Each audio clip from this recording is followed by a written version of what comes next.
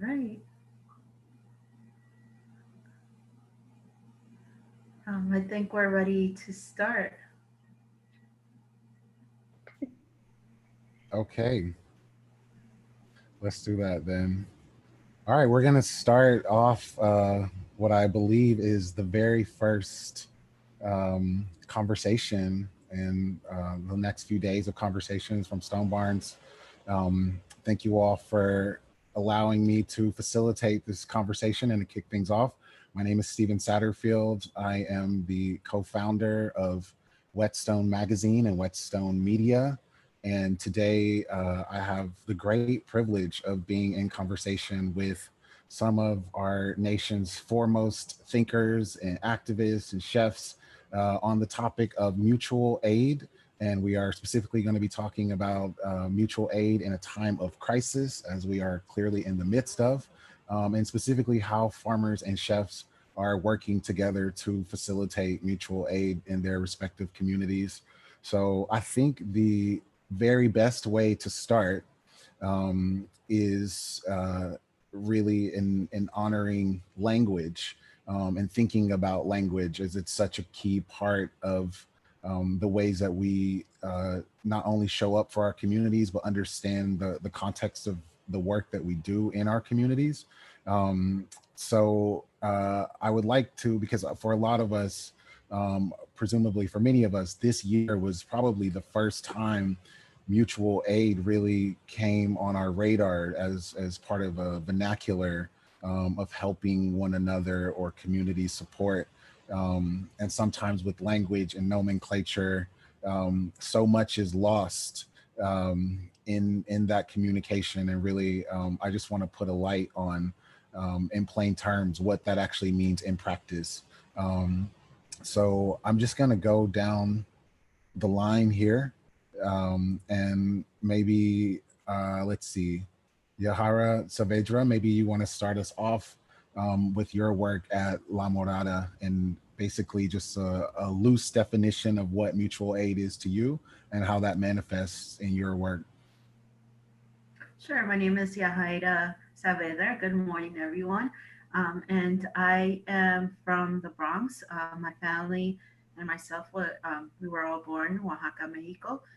We are Mixtec, so we are indigenous folks, and we share our indigenous tradition, our culinary tradition, as well as our um, indigenous knowledge to the South Bronx community. Mutual aid is going back to my ancestry, to my indigenous tradition more than anything, and where capitalism is not something that that's embraced to the indigenous community. It's more about building community and sharing what we have and what we grow.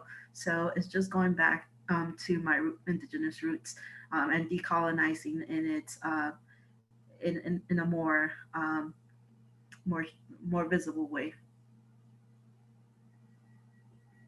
Okay. Chef Fresh.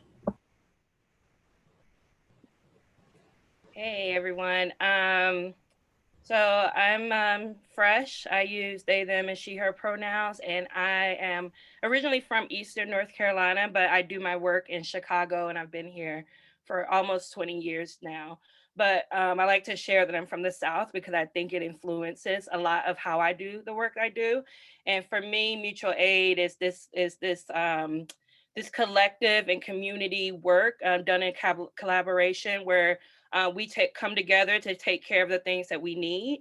And so for me, it's about kind of reimagining and kind of redefining systems and the way things work that we kind of do our work in a way that it benefits all of us, right?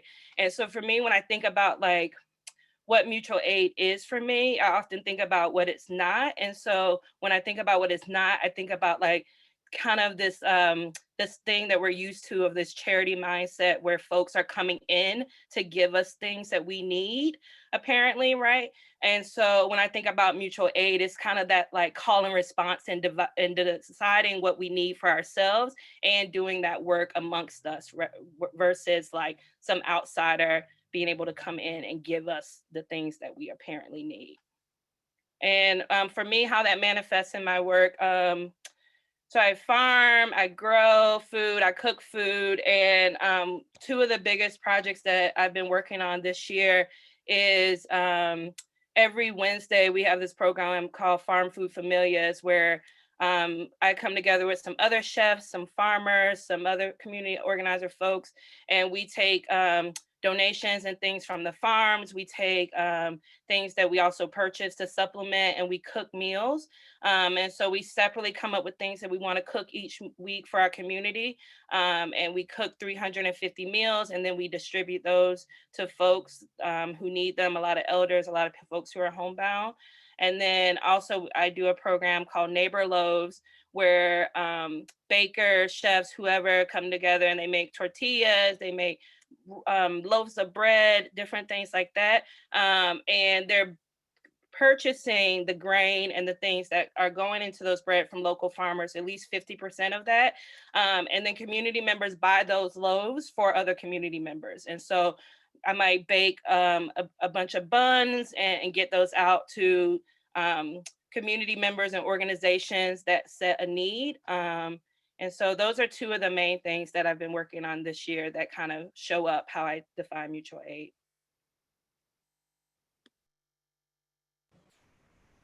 Brilliant. And Marcella Sadlowski of, I believe, joining us from Oakland. Yeah, so hi everybody. My name is Marcella. I am a personal chef and I run a micro enterprise home kitchen called Cella's Kitchen. Cella's Kitchen was born out of necessity to place my love and care into something other than outside of myself. So mutual aid has always been, for me, rooted in an abundance mentality, is that there is enough for everyone. There's more than enough. As we know, 40% of food that is produced is wasted. So rooting ourselves in that abundance mentality is, I think for me, has been one of the biggest steps to be able to share that love and that care through food. Cella's Kitchen nourishes the nurturers. I've been focused mostly on, before pandemic, is getting food to teachers. During the strike, folks could donate a monthly food subscription. So we were able to feed teachers. It was about 10 different teachers that got, monthly food. Staples, rice, beans, and greens, soups, hearty soups that nourish deep down, herbs, getting herbal medicine to our folks. When mutual aid, also thinking of, if I'm good, okay, but how realizing it's not just me, it's we, and sharing that with other people. Another aspect for me is like, my dad is white and I had to recognize my privilege. And so yes, it's not charity, but it's recognizing how can we subvert capitalism and the hoarding of resources that has been this history of the United States of America. And so mutual aid is another way of give. And I love how Sonia Renee Taylor talks about, is your giving impactful? Are you, if it's $20 here, Venmo, cool. But if it's not really making an impact on your own, like, oof, $100, oh, or wow, that whole volunteering that I've been doing, some people are just comfortable right now in this pandemic. Excellent. Have you been able to go out and volunteer? And I think there's a little bit of a, what is it called? A line between, that blurred line between charity and mutual aid. But I think, if the crisis hasn't hit you in that sense, welcome, because we've been in crisis on Turtle Island. So welcome, and know that the earth is going to take care of us and that we're going to take care of each other. Beautiful. Thank you for those words. Shelly Hawkins, who I believe is also joining us from Oakland as well, if I'm not mistaken. Yes, I'm from the town. Yeah. Hello, everyone. I'm really excited to be here. I'm Shelley. I use she, her, they, them pronouns. I'm a postpartum doula and farmer, grower, nurturer in Oakland, California. My work is not exclusively mutual aid. I've noticed a shift since the pandemic, and I guess my start with supporting folks after birth came with my own experience with birth, being a Black person in the US. Maternal mortality rates and infant mortality rates are some of the highest that they've ever been. And that is a result of a symptom of white supremacy and the medical industrial complex, and how it is specifically racist and seeks to destroy the bodies and the futures of Black Indigenous folks, specifically the ones who are ushering in our new generations. And so I think that as a person who's given birth and a person who required a lot of support after birth, I felt that that work was something that I really wanted to be a part of. And so a lot of what I do is, providing herbal medicine for free, basically, or sliding scale to Black birthing people in the Bay Area, folks that have experienced homelessness, folks that are, like, I really appreciate what Yajaira and Fresh and Marcella have already said about, a lot of people are looking at these times right now as crisis, and that's very true. And a lot of us have been living in crisis as a daily, just that's how our lives are. A lot of us have been living in apocalypse, really. When you think about it, it's like we're thinking about like the end of the world as it relates to how urgent all of these isms and all of these things are happening right now. A lot of us, this is what we live. So I hope that folks that are here right now are really ready to sit and listen. My definition of mutual aid is definitely a mutual energy exchange. It's a tool for going back to those indigenous roots, like Yajaira mentioned, and it's in our DNA as Black and Indigenous folks. It's in our blood to make sure that everybody is all right. Like Marcella was saying, it's like, yeah, if I'm okay, that's fine. But who can I bring with me? Who can I bring toward freedom, right? I don't want to go too long, but there's an Aboriginal activist, Lila Watson, who said, if you have come here to help me, you are wasting your time. But if you have come here because your liberation is bound up with mine, then let us work together. So mutual aid is about, if I know that I'm good and I make sure you're good, then we all good. That's just the end of it. It's not about, what you can take from me or what I can give to you necessarily. We all know what we need, and there's abundance, and we have to be willing to put ourselves in a position of, we need help. I know what I can get. I know how I can show up. And this is what I have to offer, and always approaching the situations as like, this is what I have to offer, and with your hands open, as like, welcoming and giving, ultimately at the center of what you're doing. Thank you for that. So many important words in that. Thank you. And I believe, last but not least, Daniel Morales is joining us as well. Yeah. Hey, everyone. I'm Danny Morales. I'm a farmer in Columbia County, Hudson Valley, New York. I'm from Queens, New York, and specifically Jackson Heights. And a lot of my love for food, farming, culture relating to people comes from growing up in a very diverse neighborhood. And so as a farmer, my role this year specifically has been just to take what I have in abundance and find an outlet for it. And for me, that's always been personal, sharing food, but even more so this year. My father had diabetes, and he passed away from COVID this year. And I can't imagine how many other people suffer or have that same, are in that same situation where because of lack of access to healthy food, they, they suffer and things like this happen. And so, my role, I just want to be able to give in the way I can so that people can eat properly. And, it's not on just myself as a farmer to put food out there, but the small steps I feel can encourage other people, other organizations to work together and just find better ways to get this expensive organic food out for a good price, and just, starting somewhere.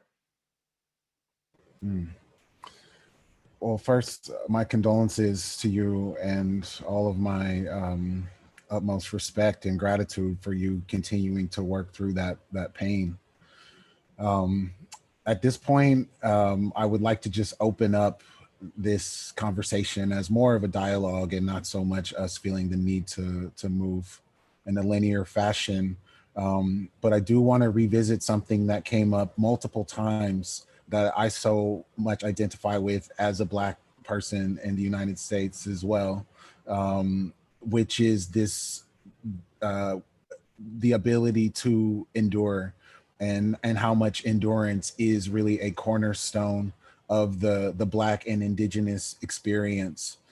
So much so that mutual aid, even before we put language to it, was actually just a part of our existence. And without mutual aid, because we have persevered and continued to move on through generations in the face of white supremacy, mutual aid has always been genetic for us.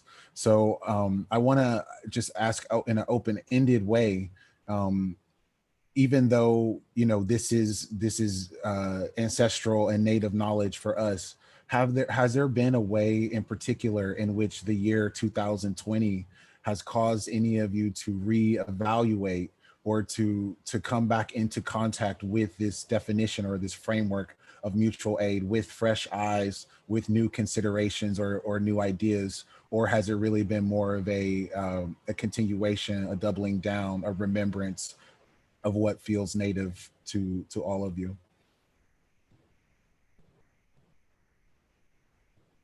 If I could, I would like to say 2020 has been such a transformative year for me. Specifically this year, my close family have been survivors of gun violence, survivors of abuse by the medical industrial complex. And I'm talking about more recently, like the last few weeks in my life.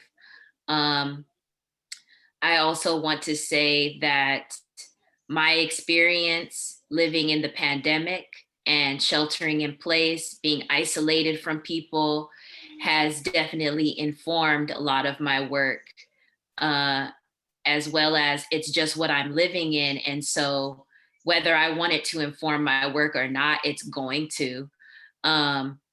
Living in this constant state of kind of like survival mode, aside from being Black, being a queer person, being a parent in the United States, there's all these levels, and I'm also experiencing this pandemic on top of that. And what I have come to realize, which I feel is a radical act, is that a lot of us know that with farm work in particular, there is a high level of burnout. And as well as showing up for birthing people in an emotional aspect, there is a high rate of burnout with that work as well. And so what I have found to be radical is slowing down and listening to my own body and making sure that my body is fed having folks around me who make sure that I'm drinking water and that I'm eating and that I'm able to rest so that I can show up for my people when the time comes. I think that it's really important that we're making sure that those things happen as well, because there is a community of folks who are always giving, who have been socialized to put others' needs before themselves. And in order to get free, we need to make sure that those people don't have to, show up for themselves fully and then go out and show up for the community too. You can't pour from a cup that doesn't have anything in it. You can't pour from an empty cup. And so, something that I think has really changed a lot of my work is going back and realizing that I am worthy of rest and that I am worthy of slowing down, and that it will make me be and show up the best way that I want to for my people. Yes, rest. I feel that. Anyone else fresh? Yeah. Thanks, Shelley. That reminder is always needed for me. I felt like a lot of the words you were saying were speaking directly to me.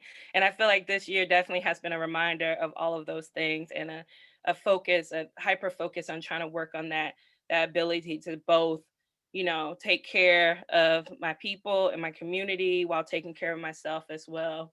I think that 2020 for me, though, has been really a space to kind of, even though this kind of existence is not, completely new around mutual aid and taking care of each other, and living and navigating these world as like Black and Indigenous and folks of color, as our experiences. But this year for me has definitely been an opportunity to kind of really immerse myself into that work in a way that I haven't always given myself that kind of permission and space to do it before. And I think a lot of that for me is just because I feel like a lot of people's mindsets are moving that way and shifting, and a lot of people are talking about it, and out of this space of like really seeing a need to do it, kind of really being in action around that. And things are popping up that for me are great spaces to collaborate with. One of the things I'm doing this year is, we didn't want to mow our grass. And so we have this space outside of our house in our front yard that we were able to turn into a community garden for the block, where we're like growing food and stuff. And our neighbors, some of them are really active of going out and harvesting for themselves, and some of them will only like harvest the kale and the different things when we're doing it for them. And we were able to partner with a community fridge here in Chicago called Love Fridge, and get a Love Fridge put in our front yard. And then some other folks built the shelter for it, and some artists like painted it, and we've been able to kind of plug it into our power at our house and harvest things and put it in the fridge. Other people come and they bring, like someone gets too much milk in their wick, they'll put the milk in there. Someone on the block, people are kind of being able to use that space to put things in and take things out. And then we are able to harvest so that whether we're around or not, people can still get the stuff from the garden that they might not feel comfortable harvesting themselves. But there's just like those types of things that keep showing up in a way that gives me space to kind of do this work like more and more, and just kind of, day to day in these different ways that I've been loving this year, and just having more and more people having that at like a higher point of priority in the conversation and how we're going to be doing this work, and definitely shifting kind of those structures of how we normally navigate, and are kind of push to navigate amongst capitalism. And like I've been really enjoying that a lot this year, and being able to kind of like, the only cooking I'm doing this year is for mutual aid. Like a lot of stuff got canceled when the pandemic hit that I normally would be doing, and now I get to focus on every week like doing those meals just one day, right? And that's been like really nourishing for me, and like way more like relaxing in some ways than like the normal work that I do. And so I think that's been a really great part of this year for me around like upping the mutual aid like focus.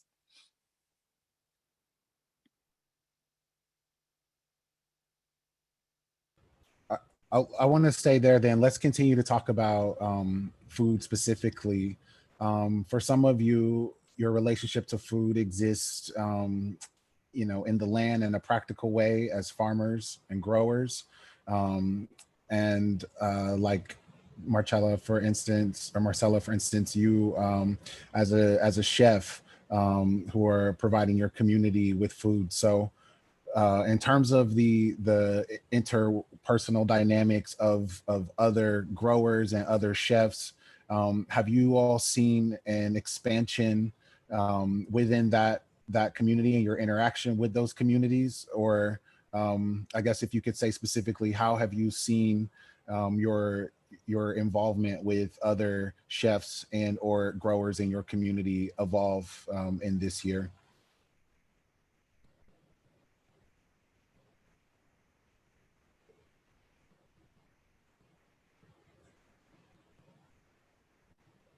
Well, we're getting a lot of free produce, that's for sure, you know, which is like, again, if, you know, homelessness could be ended, hunger, all these things, we could all be taken care of. There's enough. But now here we are. So finally, people are opening up, you know, dropping off cases of squash. Yeah, I think that's one thing for 2020 is the generosity has been mainstreamed in a way, right? The mutual aid. Now it's mutual aid, right? It's been mainstream. So free produce. I've seen farm stands just in the neighborhood pop up. Free produce also. Yeah. Marcella, you said something interesting there, and how you said it is what caught my attention, which is that it's been mainstream now, right? And I wonder how all of you all hold the complexities and the nuance of your work that you all have been so committed to for so many years, out of necessity, out of love and care. And now here we are on the Stone Barns Zoom call with 400 of our kinfolks in the room, who at various stages of relationship to these ideas, well-intentioned as they may be. How has this visibility affected your work, if at all? Open-ended.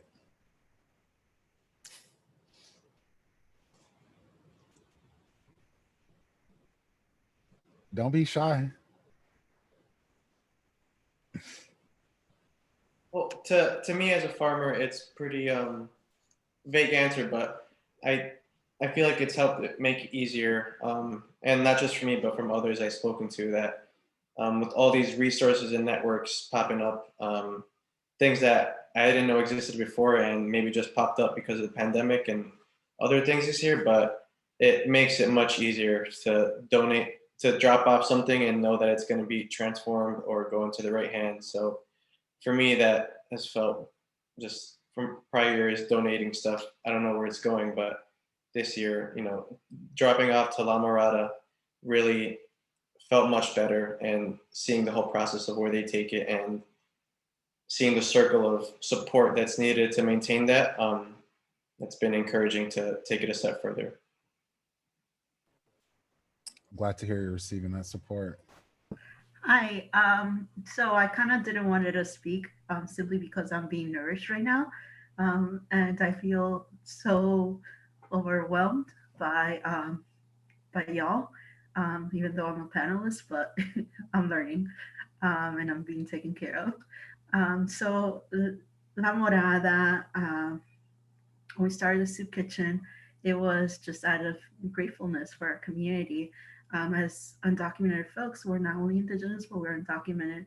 We can't receive any sort of financial assistance from the state or federal government.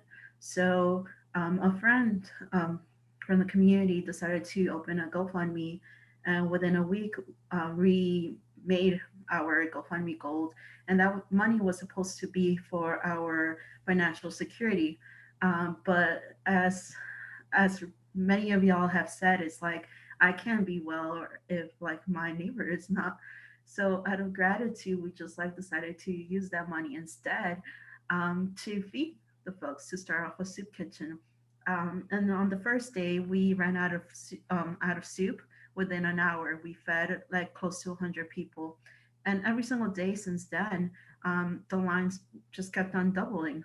Um, at peak pandemic, I would say during New York City's quarantine, we were serving over 1,200 meals, and these meals were delivered by biking, by walking, by vehicles, and or people picking it up. And I swear this was all through faith and prayer. At the very beginning, I'm not a religious person, but it was just like the I kept on thinking about like how Jesus prayed for, I think, the three breads and the two fishes. Every single time we opened the restaurant, I'm like, God will provide, or somebody will provide. And we had people like that saying, here are the chives, here are the seasoning, here are the herbs to make your soup even more delicious. There was one time where we couldn't even find onions in the market. And within a couple of hours, somebody came through with like boxes of onions. They were like, here, I feel like you guys could use it. And it was always that. It was just the faith, and not only my ancestor, not only higher beings, but also my community. I saw how they came through and through, and I don't like to state anything about like what a Morada does, put numbers out there, none of that, because I feel like all credit goes through my community, our allies, our friends that are helping us make sure that this mutual aid soup kitchen continues operating. So it's not about La Morada being the face. We just provide the stove and the cooking essentials.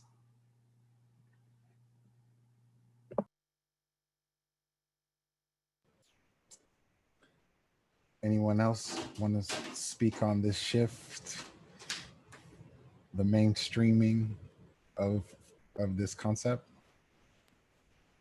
I would like to, I want to say, I think that to me, the fact that it's become mainstream, it just like, yes, we want more people to know and we want more people to be a part of it. And also, um, I think a big thing for my community in particular is a shift in mindset as well as a shift in who has what resources, because something that we are constantly struggling with is mentalities rather than actual, like, because there's enough food.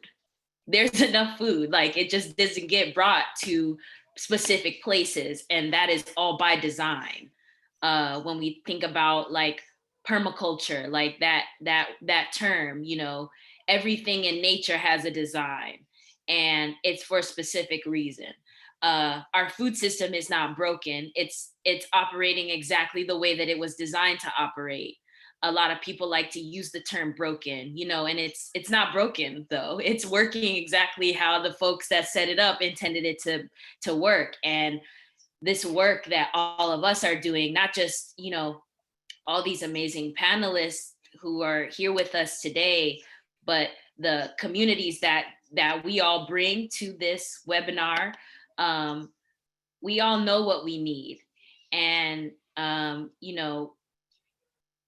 one thing that we need is to shift our mentalities. And something that I wanted to kind of go back on is like something that somebody was asking in the chat of like, what are things you feel like you need to be careful about?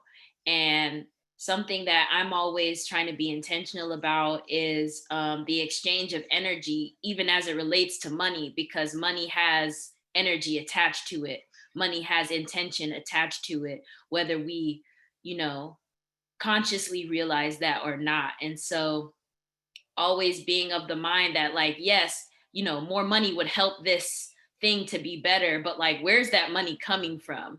It had to come from somewhere. We live in a place where, we live in a capitalist country. Capitalism is directly linked to the subjugation of people that look like all of us. And so it's like, where's that money coming from? Yes, we want to put it towards something good, but like, just going back to that, like slowing down, thinking of the supply chain, really. It's like there's a step along the way of where the money comes from, where it goes to, where these resources are coming from, and where it goes to. Like what Yajaira was saying is that like people just like you need something, and being in the mindset of like there is abundance, and then it's like somebody comes through and they got 20 cases of onions, you know, and like being like just like putting ourselves into this mindset of rejecting that there's scarcity, rejecting that thought. It's a really big deal. Like I feel like it's not that big of a deal when I'm saying it, but like that's the antithesis really of like all this stuff that's going on, is just being like, no, we're gonna be okay. And you know how I know that is because we have been okay, and we have shown up for each other since time immemorial. And so just changing the mindset, I think is a big thing for me. With the mainstream thing, I want that to go mainstream. I want people to think different too, and also give over the deed to your land. A sermon. Yes. Yeah, that's great. I wanted to share like two spaces I'm at with this like mainstream. There's one that like I'm in this space of wanting this kind of work that we create to be, you know, shared and then replicated, because you know, sometimes it's this small model that like I would love if it was happening in every hood, then you know we could all be good. And then I also have a lot of concern with this mainstream and the way that capitalism is often set up, and the way that I often see things built in communities and built in grassroots movements co-opted and language moved to sell shit, right? And so for me, it's just like, you know, a matter of time before we see these commercials from Nike or whoever, right? These commercials popping up using our language, using this voice to continue to sell shit, to continue to like do things in this way, and use the tools and the systems that they know around capitalism to like co-op our language, co-op this work in this certain way. And so like I straddle both of those spaces with like, yes, let's share it, let's get it out there. People can implement these same types of systems and setups and do this work. And then also knowing like you know, historically how things have happened with capitalism and like marketing and like all of this stuff. And so that's kind of where I sit, kind of balancing that. I hear that so deeply, and that has been one of my greatest fears for our respective communities and for the organizers in our communities, because the ability to co-opt social movements and our movements of care is so precise and so rapid, and especially with the technology that we have now, it's like we can't even have a conversation without corporations like breathing down our neck.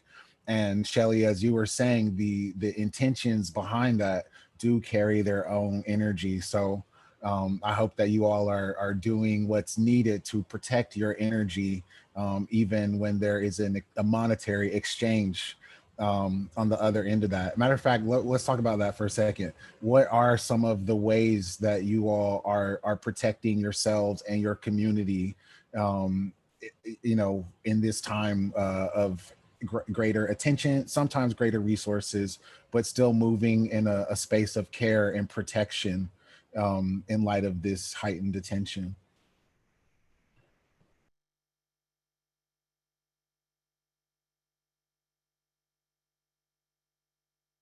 Yeah, so for me, like self-care and like nurturing, besides joining out and listening to y'all, um, is also like touching the land, and going and farming, um, growing stuff in our community gardens, as well as with the helping out the small farmers. And I feel like I I'm able to, for a little while or in my own mind, create some sort of like indigenous sovereignty over over our food system. Um, but I also like to, as a self care, like when I feel inept or like, because sometimes I do. La Morada is situated in the South Bronx, which is the poorest one of the poorest congressional districts in New York City and in the United States. So sometimes I don't feel like I barely make a dent with the soup kitchen. And that's when um, I need to feel the people. Like I don't I also enjoy going out and just like stocking the community fridges or handing out, doing the deliveries myself. And that way it's a reassurance that that something is being done. And maybe then um, hopefully this is also like a learning experience, not only for myself, but for my niece and all the other kids who are looking at us, you know, because she goes along with us and she's involved. So hopefully, if not in my generation, in future generations, mutual aid will be something more mainstream than capitalism instead of like mutual aid being co-opted, uh, in my mind.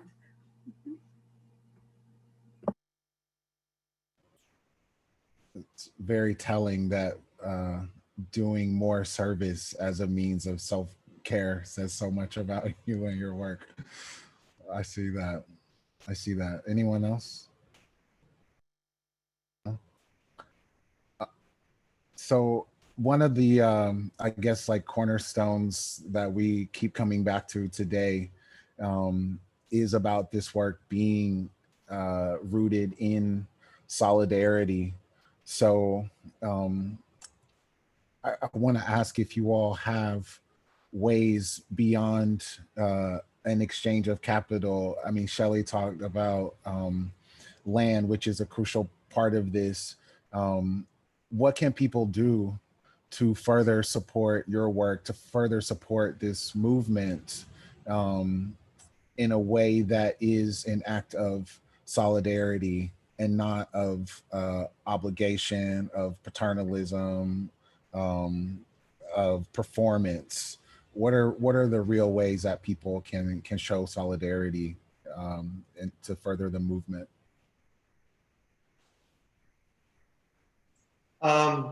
From my perspective, there's, I know it's easy to grow food and it's easy to have abundant food, but for most farmers, they're not all nonprofits. They're not all in a position to give away food.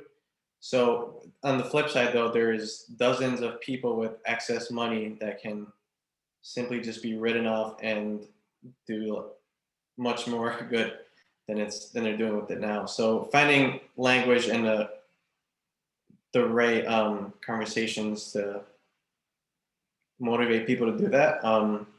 Because I imagine somebody who's doing this, and somebody asked a question in the Q&A, but it's not a direct sustainable program to just give away food for farmers. There's support that's needed back to them. So yeah, finding ways to motivate people to donate their capital so that we're able to grow the food and give it away. That's one way. Yeah, definitely supporting small farmers, especially we could see like just like it's great.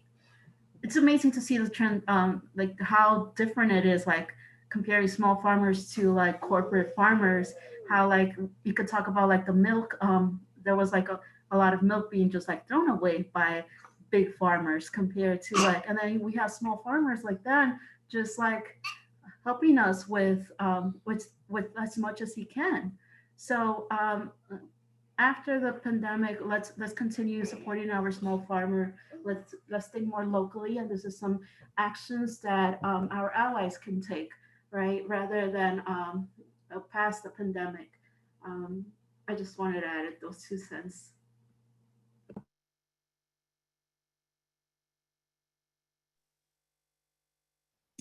I mean, I love when Shelley brought up land. Like my farm is currently looking for larger land as well. But I think, you know, there are financial pieces. There are those capital. I often work in systems too to try to set up means to make them sustainable, around like, you know, your farm can't give away food forever. Like, how can people purchase shares to give to Morada? You know, like, how can we figure that kind of stuff out? But the other thing that, like, you know, I think about is people's labor, people's time. You know, a lot of stuff for me, it's like, I don't have capacity always to manage a website or put like things on social media. You know, we need delivery drivers to come and use their cars to get things to people's on Wednesdays. And I'm sure like also in other people's setup, there's things where people's physical labor could help too. But then I know that there's always like tools and things that do cost money, right? That people need actual financial donations and things like that for. But yeah, I know there's folks with a lot of skill sets out there that could contribute it to the work. So I would add in the labor too. Definitely. I appreciate that. Yeah, what Fresh was saying about giving time, and also giving money, um, and also like, you know, if you have a vehicle, there's a big distribution situation with a lot of the food in the Bay Area specifically. Like, there's so much food, but there's places where it it's not getting to where it needs to go. So if you have a car, if you have a van, if you can give somebody gas money, like, these are all small ways. And then I also just want to go back to the exchange of energy in terms of being in relationship. You can't just go and plant some seeds and put some water on it and then that's it. You have to know your soil. You have to know your weather patterns. You have to know, you know, I grow a bunch of stuff in my backyard and I make medicine to give to people. I have to know what side of my house gets enough sunlight. I have to be in relationship with all of these moving parts, and my relationship with those things directly affects what my yield from my garden is going to be. Being in right relationship is ultimately, you know, one of those things that I feel like all of us probably do as just our nature. But when it comes to mutual aid and the the sense that I'm getting that it's just become such a like buzzword right now, I really want people to focus on the relationship that you have and being in right relationship with yourself so that you can show up for other people. Being in right relationship with the folks that live in your neighborhood, your next door neighbor. You know, they might have something or know something that you don't know, and you'll be able to, you know, you can break bread and be able to meet the goals that you have. We all have similar goals. I mean, there's a lot of folks that will have us believe that that's not true, but it is. And they use these things to divide us. And when we are in better relationship with each other, then we are better able to recognize that, like, hey, something ain't right here. I'm supposed to be able to come outside and talk to my neighbor and figure out what they need and let them know what I need and the needs to be met. It's really like, it's super simple to me because it's like a part of who I am and a part of the communities that raised me. But I'm feeling like, you know, a lot of people don't necessarily like, they don't live their life that way. And I hope you waking up. Yes. Ashe, amen. We're about to come up on 10 minutes, or we're at 10 minutes. So I am gonna leave a little space for question, but I really just want to amplify that last point about being in right relationship, because so much of the downside of the mainstreaming of these ideas is that our imagination so often is limited within the framework of capitalism. It's how we were raised. It's all we know, especially for white folks, right? And so this extractive relationship, which is kind of inherent to how we're moving through the world, especially as privileged people and the varying degrees of our privilege, it really changes how we can, or if we can even be in relationship in a mode of true service, of true love, of true availability and accountability. And I think that is just such an important point to amplify, because when you start looking at mutual aid as a transaction, you know, you feeling like, okay, well, mutual aid is the wave now and everybody around me is doing it, so like I need to do it too. Like, you know, I see, and no shade to the questions, but like people are like, well, any resources, like any suggestions, like we're not doing that anymore. You know, every community, wherever you are, there are people who are doing this work, and the best way to fully show up for that work is to do so with love, and to not look at it as a transaction, but to actually be like, how can I make this a part of who I am? How can this become my identity?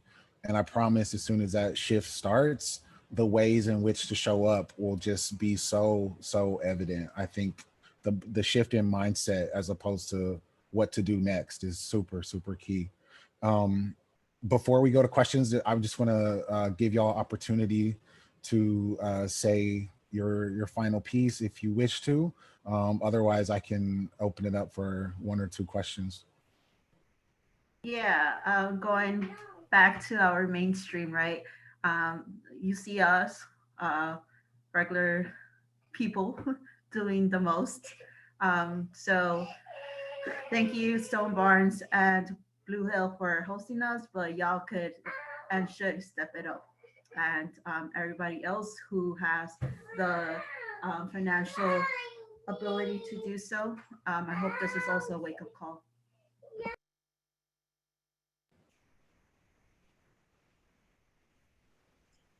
Thank you, everyone. And I want to say one other piece on how to support. It's been mentioned, but there's a lot of people that have the skills to start a farm and they can't afford it. For example, I put a link in the chat and a link in my bio for a GoFundMe for Dare Arrow, and you know, they're skilled farmers and just need community support to go further. So that's another small way to, or a huge way to, you know, enable people to get more food by enabling farmers.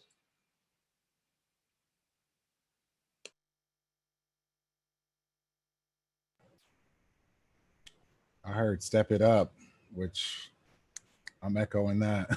Step it up. Okay, let's see. Questions. Y'all can throw a question there if you want to.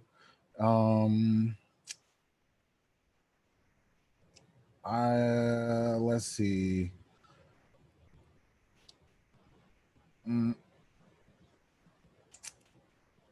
Anybody? Oh, let's see. We got, I'm constantly at odds with the urgency to do more. Okay, I like this. How do you carve out slowness in your work? I know it was mentioned a little bit earlier, but does anyone want to speak on intentional slowness in the work right now? I can speak a little bit to that. As a parent, it's every part of my day is scheduled to be running after a toddler, okay? From the time I wake up and open my eyes. So I have to carve that time out in order to function. So I just want to lead with that. That's just like, in order for me to be able to be on this Zoom call and for my sentences to be coherent, I have to wake up in the morning and have time for myself. I have to carve that into my day. I wake up before everyone. I drink some tea. I listen to Beyonce and Rihanna, okay? That's what I do. That's just for me, okay? That's what I do. And that's how I'm able to slow down. It's just being like, this is just for me. This is my time right now. And everything else can wait. It's really hard for me to do that sometimes because I'm always doing the most. I'm always doing too much. But if that's a part of your day, you will really start to notice a difference of like, I'm getting up, this is for me. Now I can go out into the world and I can show up for somebody else because I poured into myself first. That's all I got. I love that one. I am a person who compulsively works. That is a challenge that I have. And also a person whose love language is acts of service. And so, like, I am all about compulsively working to serve my community. And so, it's really hard for me to stop and slow down. And one of the things that's helpful for me is Shelley mentioned, like being dictated by a schedule, like if you put it in your calendar and schedule it. But one of the main things is being surrounded by people, and like sometimes even if like you can be surrounded by like media and things that are constantly telling you that you should slow down and take care of yourself. Like I've started like curating who I'm like following if I'm in social media, to be like folks like Nat Ministry and all of these dope folks who are like consistently giving me memes and things to say, slow down, you gotta rest, you can't do this work if you ain't resting, you know, like all of these things that are reminders.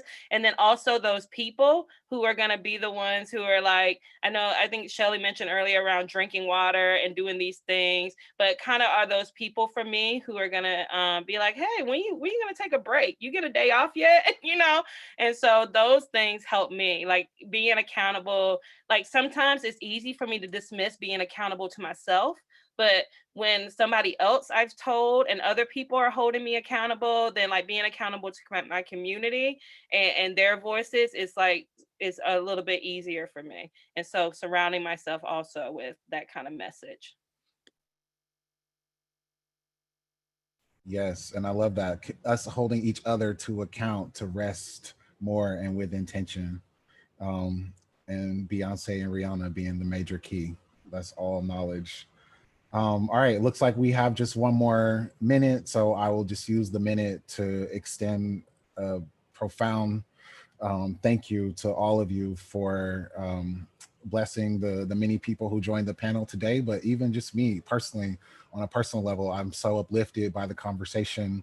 I believe that if people, this will be rebroadcast, but all of your works will be made available, your links, your IGs, and so on. And I just encourage every single person who has extracted some wisdom today to step it up, to think about how the shift can be in the mindset, and less about the transaction. So I don't know if Stone Barnes is gonna jump on now, but I just want to say thank you so much to all of you all, and thanks all y'all who joined the conversation today as well. Thank you, Stephen. Thank Thank you, you. everybody. Thank you. It's so good to see you again, Fresh. You too. Marcella, we're neighbors now. I got to text you. Yes. Good to see you.